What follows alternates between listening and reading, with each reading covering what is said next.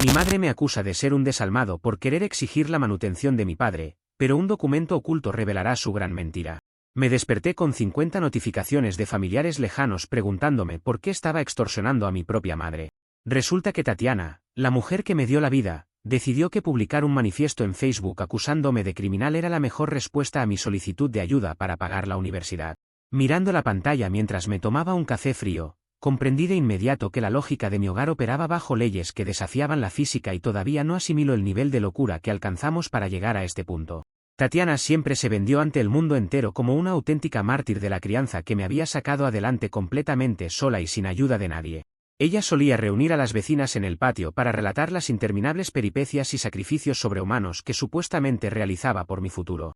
Yo crecí escuchando esas historias épicas de abnegación materna, sintiendo una deuda emocional gigantesca que parecía imposible de pagar. Cada plato de comida en nuestra mesa venía acompañado de un suspiro teatral que buscaba recordarme el peso de mi existencia. Para el resto de la comunidad, mi madre era el estándar de oro de la mujer sacrificada frente a la adversidad. Debido a esa narrativa constante, pasé toda mi infancia y adolescencia normalizando el hecho de que viviéramos al límite de la escasez más absoluta. Las paredes de nuestra casa necesitaban pintura desde hacía una década, la nevera pasaba la mayor parte del mes a medio llenar y mis zapatos debían resistir hasta romperse por completo. Tatiana se encargaba de fiscalizar minuciosamente cada centavo invertido en mis necesidades escolares básicas, haciéndome sentir culpable por crecer. Ella miraba las facturas de los servicios públicos como si fueran insultos directos dirigidos hacia su integridad y su esfuerzo. Yo verdaderamente creía que nos encontrábamos al borde de la quiebra financiera cada semana. En esa epopeya de sufrimiento manufacturado, mi padre, César, ocupaba el papel del villano indiscutible y desalmado que nos había abandonado a nuestra suerte. Según las declaraciones diarias de mi madre, él había desaparecido del mapa para desentenderse por completo de sus obligaciones morales y legales. Ella lo describía ante cualquiera que quisiera escucharla como un monstruo egoísta que prefería gastar su fortuna en lujos personales antes que aportar para el pan de su propio hijo. Yo crecí albergando un resentimiento profundo hacia una figura paterna que solo conocía a través de los ojos de Tatiana. Los banquetes navideños familiares siempre incluían un brindis por su victoria solitaria frente a ese abandono. Yo admiraba profundamente a mi madre y toleraba conductas extrañas que en cualquier otro entorno habrían encendido todas las alarmas de peligro. Ella tenía un control absoluto sobre mis comunicaciones y me prohibía terminantemente cualquier tipo de acercamiento con mi familia paterna. Afirmaba con total convicción que todos ellos pertenecían a un clan tóxico que solo buscaba desestabilizar la paz mental de nuestro hogar. Yo aceptaba ese aislamiento social porque me sentía obligado a proteger el bienestar de la mujer que supuestamente se destruía la salud por mí. Su necesidad patológica de validación externa y aplausos vecinales era el verdadero motor que movía nuestra convivencia diaria. La perfecta fantasía del martirio comenzó a agrietarse el día que obtuve los resultados de los exámenes de ingreso para la universidad pública. Estaba sumamente emocionado por iniciar mis estudios superiores, pero la matrícula y los materiales requerían un desembolso económico que nuestro supuesto presupuesto familiar no podía cubrir. Cuando le mostré a Tatiana el calendario de pagos de la facultad, ella tiró el papel sobre la mesa con un gesto de profundo fastidio. En lugar de buscar alternativas o mostrar alegría por mi logro académico, comenzó a lamentar su mala fortuna y a quejarse de su trágico destino. Fue en ese preciso instante de tensión cuando se me ocurrió proponer una alternativa completamente lógica. Le sugerí de manera calmada que iniciáramos los trámites legales para demandar a mi padre, César, por la manutención atrasada de todos estos años. Me parecía la solución ideal para financiar mi carrera universitaria sin necesidad de obligarla a realizar más sacrificios financieros de los que ya presumía. Después de todo, si él era el hombre adinerado y desalmado que ella siempre describió, la ley debía encargarse de exigirle cuentas de una vez por todas. Yo esperaba que Tatiana reaccionara con entusiasmo ante la oportunidad de obtener justicia económica tras una larga década de silencio y privaciones. Sin embargo, su respuesta fue una demostración de incoherencia absoluta que me dejó helado. Mi madre golpeó la mesa con las dos manos, se puso de pie con el rostro descompuesto y comenzó a gritar a todo pulmón en medio de la sala. Afirmó con total indignación que el amor verdadero de una familia jamás se medía a través de transacciones legales ni de fríos documentos judiciales. Me acusó directamente de ser un hijo desalmado, materialista y completamente desprovisto de sentimientos por querer remover el pasado por dinero. Según su repentina y bizarra línea de pensamiento, exigirle la pensión al hombre que nos abandonó mancharía la pureza del sacrificio que ella había realizado. Yo la observé gesticular en silencio, completamente incapaz de comprender cómo la justicia legal podía transformarse en un insulto para ella. La discusión terminó de forma abrupta porque decidí no alimentar su drama y me retiré a mi habitación sin pronunciar una sola palabra más. Tatiana se encerró en su cuarto y pocos minutos después comencé a escuchar el tecleo rápido y violento que provenía de su computadora de escritorio. Yo sabía perfectamente que ese ruido anticipaba problemas, pero subestimé por completo el alcance de su necesidad de atención pública.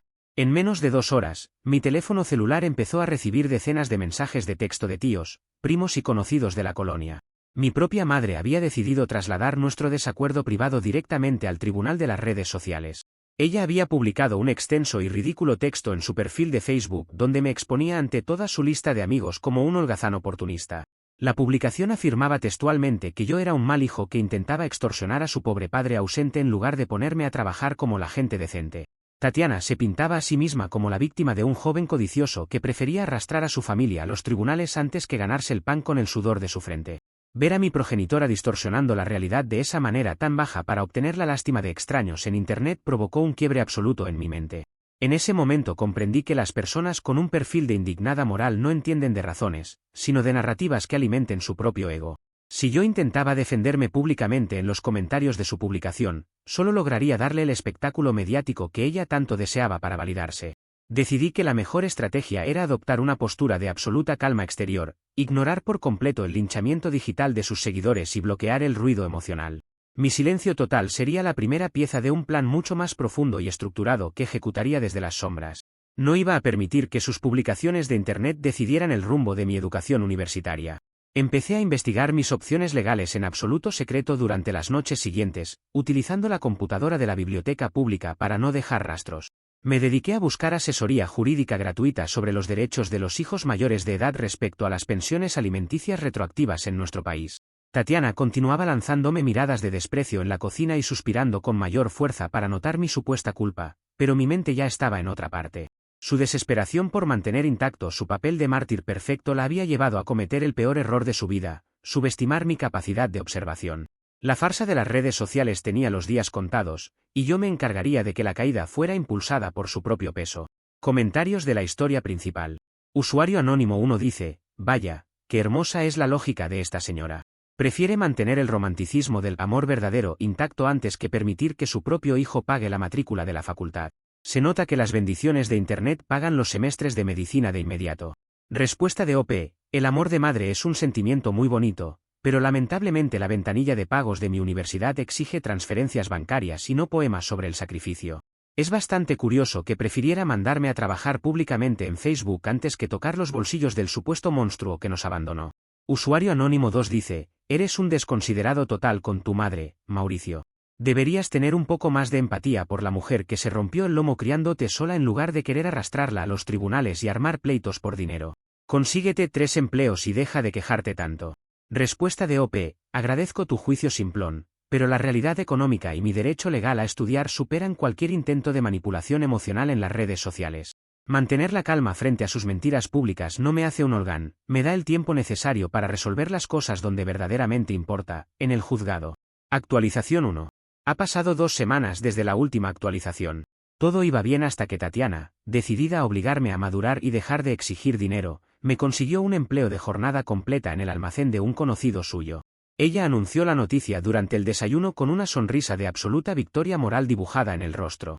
Según sus propias palabras, el trabajo duro y el esfuerzo físico curarían de inmediato mis delirios de grandeza legal y me enseñarían el valor del dinero real. Yo acepté la propuesta sin protestar, manteniendo mi estrategia de silencio para ahorrar fondos de manera urgente mientras preparaba el caso judicial. El empleo resultó ser un entorno laboral degradante y abusivo desde la primera jornada de actividades en el establecimiento. El dueño del almacén, un amigo cercano de las redes sociales de mi madre, parecía tener instrucciones precisas de tratarme con la mayor severidad posible. Las jornadas laborales se extendían de manera rutinaria más allá de las 10 horas diarias sin reconocer ningún tipo de pago por horas extras. El lugar carecía de ventilación básica, estaba inundado de polvo acumulado y las medidas de seguridad para cargar mercancía pesada eran inexistentes. Pronto me percaté de que la intención real detrás de ese empleo no era apoyarme, sino darme una lección de sumisión. El sueldo asignado al final de la primera semana era una miseria que ni siquiera alcanzaba a cubrir los costos diarios de mi transporte y alimentación básica. Cuando recibí el sobre con el dinero, la cifra era tan ridículamente baja que daba la impresión de ser una burla directa hacia mi situación. Al cuestionar al encargado del almacén, él simplemente soltó una carcajada sarcástica y me dijo que un joven sin experiencia debería estar agradecido por la oportunidad. Tatiana vigilaba mis regresos a casa por las noches con una satisfacción que le costaba disimular mientras cenábamos en silencio. Ella asumía que el cansancio físico terminaría por doblegar mi voluntad de iniciar la demanda legal. Mi novia, Regina, comenzó a intervenir de manera firme al notar el rápido deterioro de mi estado físico y mi semblante desgastado. Ella observaba mis manos lastimadas por las cajas y la fatiga extrema que me impedía mantener una conversación fluida durante los fines de semana. Cuando le mostré el desglose del salario miserable que recibía por tantas horas de explotación, su rostro reflejó una indignación absoluta. Regina me manifestó de forma categórica que no iba a permitir que me destruyera la salud por cumplir un capricho punitivo de mi madre. Ella entendió de inmediato que ese empleo era una trampa diseñada minuciosamente para desgastarme. Regina me ayudó de manera decidida a redactar una carta de renuncia formal e irrevocable para presentarla de inmediato en el almacén de cajas. Además, puso a mi disposición una parte de sus propios ahorros personales para apoyarme con mis gastos cotidianos mientras buscábamos un rumbo mucho más digno. Su intervención oportuna me dio el impulso necesario para empacar mis pertenencias del casillero y abandonar ese sitio de explotación laboral esa misma tarde. Yo sabía perfectamente que mi salida del empleo desataría una nueva tormenta en el hogar, pero la dignidad personal estaba por encima del miedo. El soporte de mi novia fue el pilar fundamental que me permitió dar ese paso definitivo. La respuesta de Tatiana ante mi renuncia laboral fue un despliegue de drama mediático que superó por completo todas sus actuaciones previas en Internet. Ella descubrió la notificación de mi salida sobre el mueble de la entrada y comenzó a caminar por los pasillos gritando que había insultado su honor ante sus conocidos. Al ver que sus gritos histéricos en la sala no generaban ninguna reacción emocional en mi persona, recurrió a su herramienta preferida de manipulación masiva. Se encerró en su habitación armada con la cámara de su teléfono celular para iniciar una nueva transmisión en sus plataformas digitales. Su necesidad de quedar como la víctima incomprendida la empujó a cruzar una línea sumamente delicada. Esa misma noche, mi madre subió un vídeo detallado a sus redes sociales donde aparecía llorando de forma desconsolada y completamente sin filtros estéticos. En el metraje acusaba directamente a Regina de ser una mujer manipuladora, interesada y una pésima influencia para mi futuro profesional. Afirmaba ante sus cientos de seguidores que mi novia me estaba descarrilando del buen camino para volverme un vago sin aspiraciones laborales. El tono de su voz delataba un esfuerzo consciente por sonar desamparada ante la supuesta maldad de la joven que me acompañaba. El nivel de difamación digital alcanzó niveles verdaderamente insostenibles para nuestro entorno social. Según la bizarra lógica digital de Tatiana, Regina me estaba lavando el cerebro con el único propósito de que yo viviera de demandas legales en lugar de sudar el pan de cada día. La publicación comenzó a compartirse rápidamente entre los vecinos de la colonia y los miembros de nuestra familia extendida en cuestión de horas. Los comentarios de extraños llenaban el muro de mi perfil con insultos hacia mi novia y hacia mi integridad legal. Yo contemplaba la pantalla del teléfono con una frialdad absoluta, registrando cada ataque digital como un argumento adicional para acelerar las acciones judiciales correspondientes. Su desesperación por validación la estaba llevando a cavar un pozo del que no saldría. El costo inmediato de esta nueva locura mediática fue lidiar con una profunda e incómoda vergüenza frente a los padres de Regina. Los suegros son personas sumamente respetables, profesionales y completamente ajenas a los escándalos o dinámicas tóxicas de las plataformas de Internet. Ver el nombre y la reputación de su hija arrastrados en un vídeo histérico de Facebook fue un golpe muy desagradable para la estabilidad familiar. Tuve que programar una reunión formal en su domicilio para ofrecer disculpas sinceras por un escándalo que yo no había provocado en absoluto. Afortunadamente, la madurez de mis suegros superó con creces las actitudes infantiles de mi propia madre. Toda esta lamentable situación con el vídeo de las lágrimas sin filtro me confirmó que debía acelerar el proceso judicial sin perder un solo día más. La campaña de desprestigio emprendida por Tatiana demostraba claramente que ella no tenía límites éticos cuando se trataba de proteger su imagen de mártir. Su obsesión por destruir mi entorno social para ganar una disputa doméstica la convertía en un peligro latente para mi desarrollo universitario. Entendí de forma definitiva que la única manera de detener su hostigamiento era mediante la intervención formal de las autoridades correspondientes. Las agresiones en Internet solo consiguieron fortalecer mi resolución de llevar el caso hasta las últimas consecuencias legales. Utilicé los fondos económicos que Regina me había facilitado de sus ahorros para formalizar la contratación de los servicios de asesoría jurídica especializada. Me reuní en un despacho privado con un abogado penalista para entregarle todos los datos y documentos que había logrado recopilar en secreto. El profesional me indicó que las acciones de mi madre configuraban un panorama de acoso y que la demanda contra mi padre tenía bases sumamente sólidas. Tatiana continuaba celebrando el alcance digital de su vídeo lloroso, completamente ignorante de las reuniones legales que yo mantenía por las tardes. Ella asumía que me había acorralado socialmente, sin saber que sus publicaciones eran la motivación principal de mi avance. Mantuve una conducta de absoluta normalidad y cortesía fría dentro del hogar, ignorando por completo sus comentarios sarcásticos diarios sobre mi supuesta holgazanería. Ella malperfeccionaba mi silencio asumiendo que su estrategia de presión pública estaba funcionando y que yo me encontraba derrotado por la vergüenza del vídeo. Cada suspiro dramático que ella emitía al pasar por mi lado era recibido con mi total indiferencia, actuando como un verdadero estratega silencioso ante sus provocaciones. La demanda legal se estaba cocinando con absoluta precisión en los escritorios del juzgado de lo familiar mientras ella seguía contando los me gusta de sus publicaciones ficticias. El desenlace judicial se aproximaba y yo solo debía esperar el momento oportuno para la notificación. Comentarios de la actualización 1. Usuario anónimo 1 dice, jajaja, ver a esa señora llorando en vivo y directo sin ningún tipo de filtro porque su hijo prefirió renunciar a un calabozo industrial es el pico de la comedia. Esas lágrimas de cocodrilo no pueden tapar el hecho de que el dichoso empleo ideal violaba los derechos laborales mínimos. Respuesta de OP. Mi madre siempre prefiere la validación de un algoritmo de redes sociales antes que el bienestar real o la dignidad laboral de su propio hijo.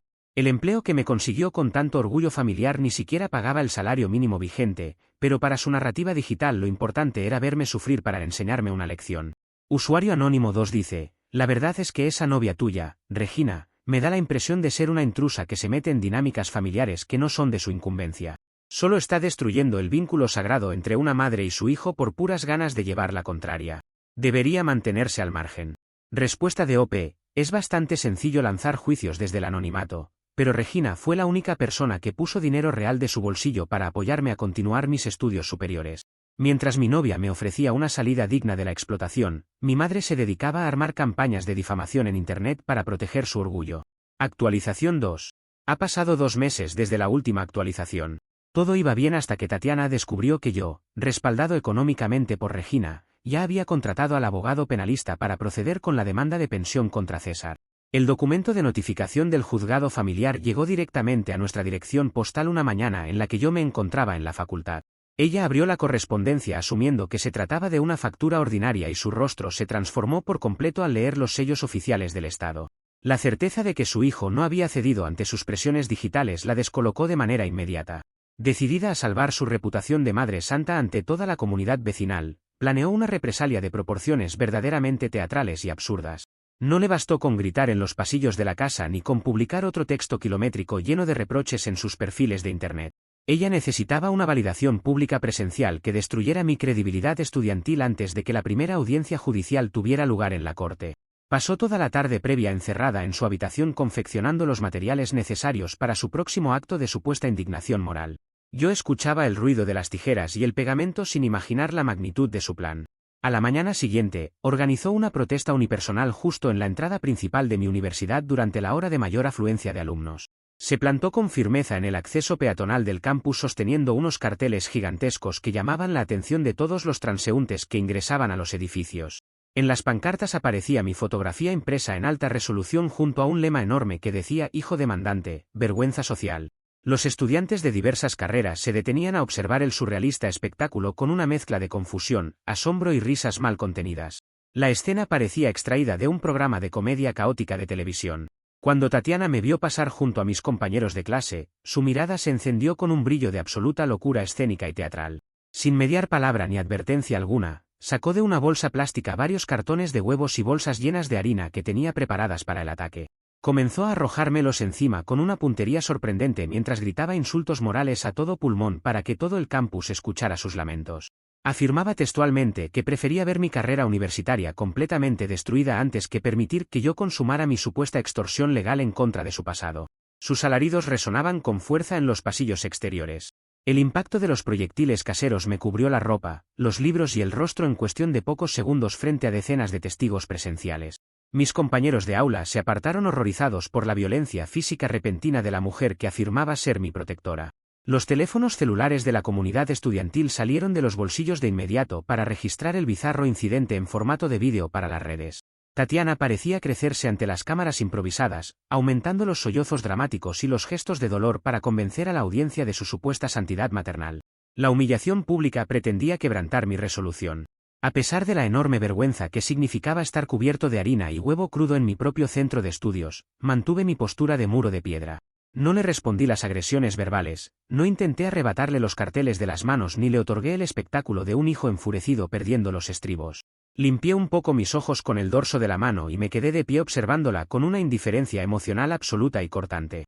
Esa falta de reacción de mi parte pareció frustrarla muchísimo más que si me hubiera puesto a discutir a gritos en la calle.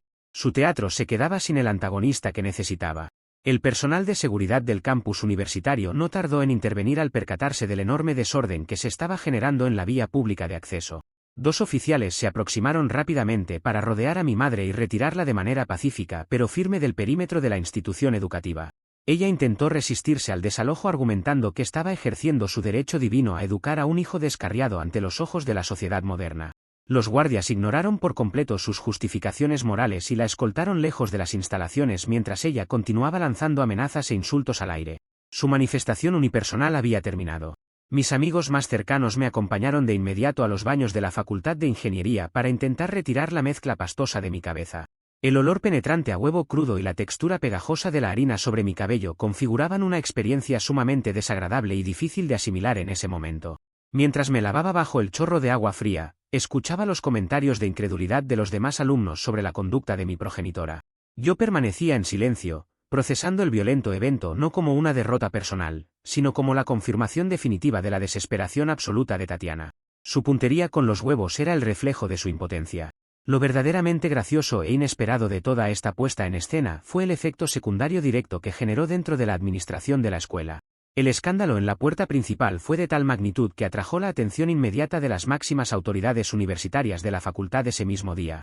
El decano de la institución me citó formalmente a su oficina privada un par de horas después para comprender los motivos detrás de semejante agresión pública. Tuve que exponer la situación legal completa del caso familiar, presentando las copias de la demanda de pensión alimenticia que ya se encontraba en curso. Las autoridades universitarias se mostraron profundamente consternadas e indignadas al conocer los detalles específicos de las irregularidades de nuestro entorno económico y familiar. El departamento jurídico de la universidad tomó la decisión de intervenir directamente para otorgarme asesoría legal complementaria y protección institucional ante el acoso evidente. Revisaron mis antecedentes escolares y se percataron de las enormes dificultades materiales que yo enfrentaba debido al bloqueo financiero y la manipulación de Tatiana. Su desesperado intento por destruirme públicamente terminó construyendo un escudo institucional y académico a mi favor que yo jamás habría solicitado de forma voluntaria. La historia comenzó a circular por los pasillos de la facultad no como la vergüenza de un hijo demandante, sino como la locura evidente de una madre controladora. Los vídeos capturados por los estudiantes se difundieron en Internet, pero no lograron el linchamiento social que Tatiana buscaba con tanto esmero en sus perfiles virtuales. Los alumnos y profesores comenzaron a manifestar su solidaridad conmigo al constatar el nivel de violencia física al que fui expuesto en los accesos del campus. Ella asumió que la harina y los huevos sellarían mi humillación definitiva, pero solo consiguieron acelerar la creación de una sólida red de apoyo institucional. Regresé al hogar esa misma noche con la plena certeza de que la convivencia bajo el mismo techo se había vuelto completamente insostenible para mi seguridad. Tatiana me observaba desde el sofá de la sala con una sonrisa de supuesta suficiencia, asumiendo que yo me encontraba destrozado por la humillación de la mañana. No le dirigí la palabra en ningún momento, entré directo a mi habitación y empaqué mis pertenencias esenciales para trasladarme definitivamente con Regina. El tablero de juego legal estaba cambiando de forma drástica y la desesperación de mi madre me confirmaba que nuestras acciones judiciales apuntaban al centro de su gran mentira. Comentarios de la actualización 2. Usuario anónimo 1 dice, lo de la harina y los huevos en la entrada de la facultad parece un intento bizarro de Tatiana por hornear un pastel gigante de culpa pública en medio del campus universitario. Solo le faltó conseguir el molde y prender el horno para completar la receta de la madre del año. ¡Qué escena tan surrealista! Respuesta de OP. Afortunadamente, el personal de seguridad de mi universidad cuenta con protocolos de control de daños muchísimo más eficientes que el círculo social de mi madre. Viéndole el lado humorístico a la agresión, al menos esa mañana no tuve que gastar dinero en comprar mi desayuno gracias a su peculiar lanzamiento de víveres. Usuario anónimo 2 dice, esta historia me da la impresión de ser un bat completo para ganar interacciones porque ninguna madre real gastaría su presupuesto en imprimir lonas gigantescas solo para humillar a su hijo.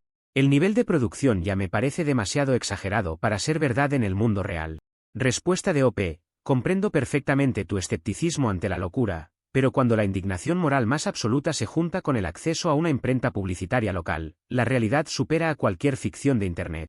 Las lonas gigantes eran completamente reales, estaban impresas a todo color y los oficiales que la retiraron del campus también lo fueron. Actualización 3. Ha pasado 4 meses desde la última actualización.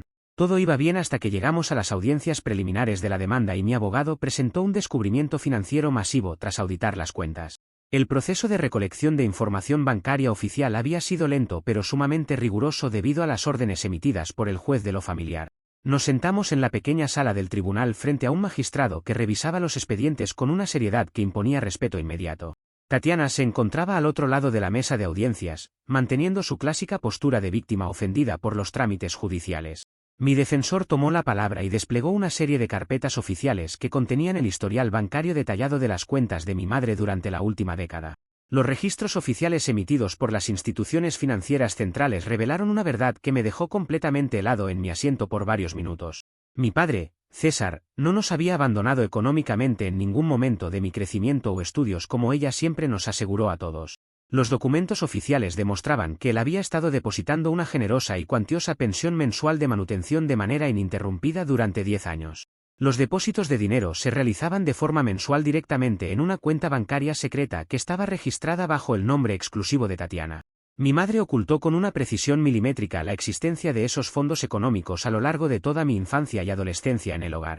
Mientras yo consumía alimentos económicos y caminaba con zapatos desgastados, esa cuenta bancaria oculta recibía sumas que habrían financiado carreras universitarias completas sin problemas.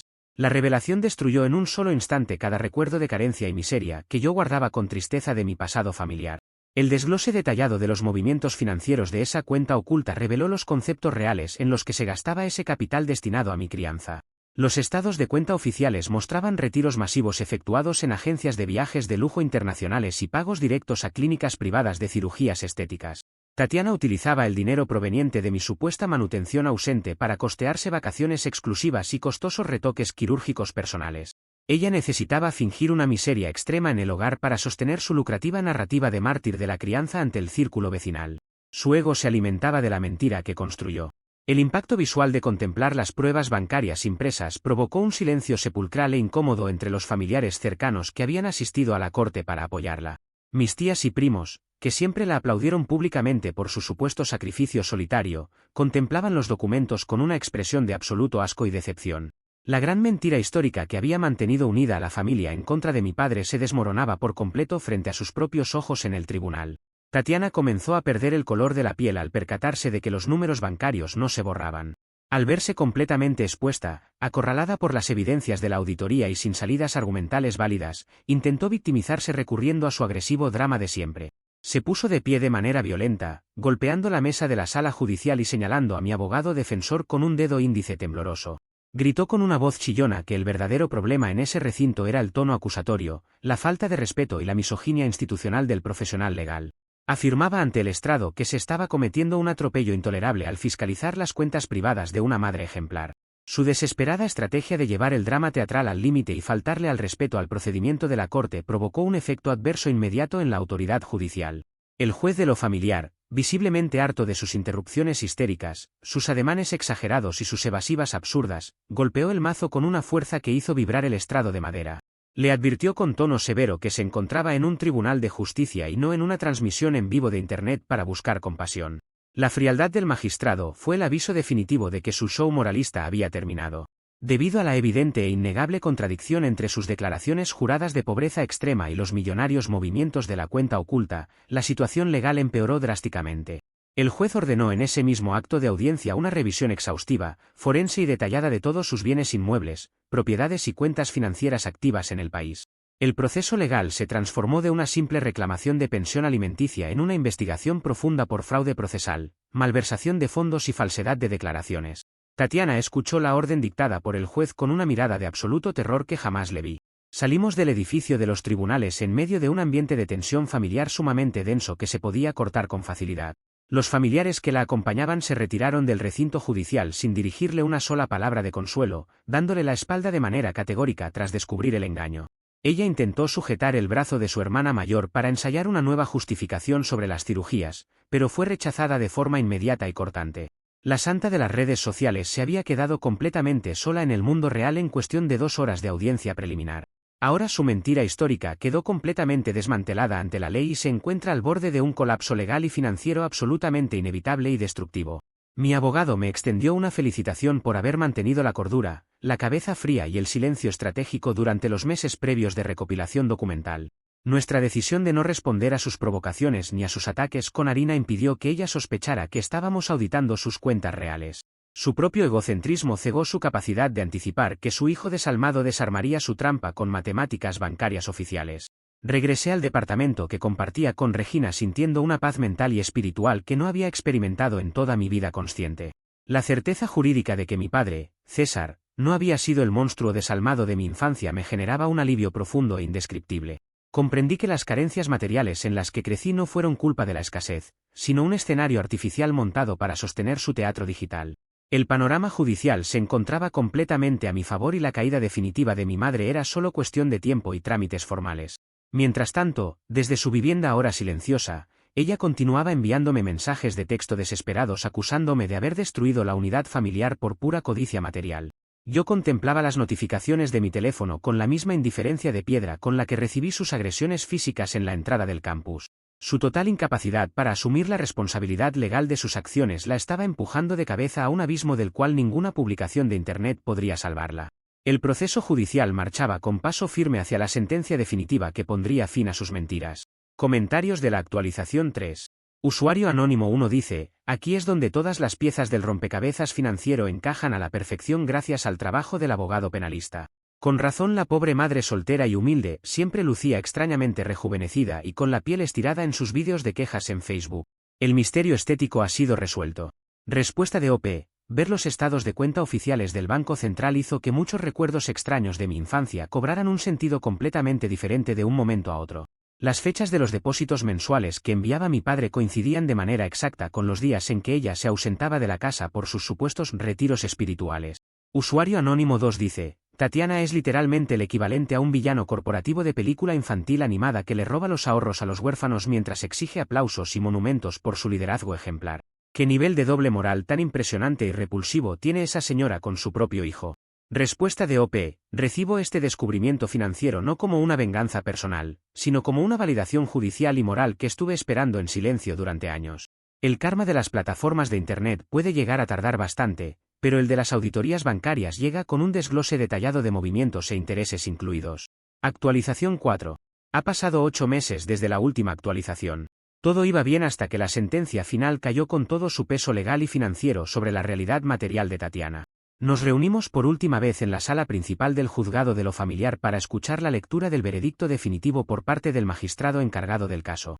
El documento oficial emitido por el tribunal no dejó ningún tipo de espacio para las interpretaciones ambiguas ni para los discursos teatrales de las plataformas digitales. El dictamen judicial fue claro, contundente y absolutamente devastador para la farsa de martirio que mi madre construyó minuciosamente durante una década entera de mi vida. El juez de lo familiar obligó legalmente a Tatiana a devolverme cada centavo de los fondos malversados de la pensión alimenticia que mi padre había depositado religiosamente para mis estudios superiores. La cifra total acumulada durante los 10 años de engaño sumaba una cantidad económica considerable que ella se encuentra obligada a restituir bajo estricta amenaza de embargo inmediato de sus propiedades. Al escuchar la resolución del magistrado, mi madre se desplomó en su asiento con una expresión de absoluta derrota material y desespero. Sus cuentas bancarias y los bienes inmuebles que adquirió con mi dinero pasaron de inmediato a estar bajo el control del sistema judicial. Al perder de forma definitiva el apoyo de toda la familia extendida y enfrentar el rechazo absoluto de su antiguo círculo social, su aislamiento humano se volvió total. Mis tías, tíos y primos cortaron cualquier tipo de comunicación telefónica con ella y le prohibieron la entrada a las festividades familiares de manera permanente. Nadie en nuestro entorno cercano estuvo dispuesto a perdonar el hecho de que hubiera utilizado la supuesta miseria de su hijo para costearse cirugías estéticas y viajes internacionales. La red de protección y aplausos humanos que ella manipuló con destreza durante años se desvaneció por completo en cuestión de semanas. Su antigua audiencia de las redes sociales la abandonó de forma masiva tras la filtración pública de los documentos oficiales y los estados de cuenta del juicio en Internet. Los mismos usuarios anónimos que antes la consolaban con mensajes de compasión ahora llenaban sus perfiles virtuales con burlas despiadadas y severas críticas morales. Las páginas de noticias de la comunidad local compartieron la resolución del caso bajo titulares que parodiaban su supuesta santidad maternal y su falsa escasez. Al constatar que el algoritmo digital ya no le otorgaba la compasión que tanto necesitaba para alimentar su ego, tomó una decisión sumamente predecible. Fiel a su profunda obsesión eterna por la victimización y el drama digital, se negó rotundamente a aceptar la realidad de su derrota legal ante la sociedad. En lugar de buscar un empleo formal para saldar la deuda económica conmigo o llamarme para ofrecer una disculpa honesta, decidió duplicar la apuesta de su locura. Abrió una cuenta completamente nueva de blogs en una plataforma de vídeos bajo un seudónimo ridículamente dramático y exagerado.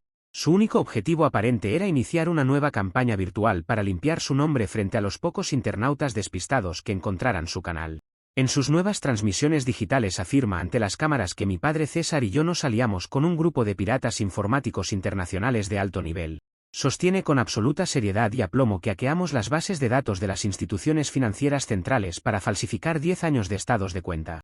Según su bizarra y actual narrativa, las firmas del juez de lo familiar y los sellos de los tribunales fueron creados mediante inteligencia artificial para perjudicarla.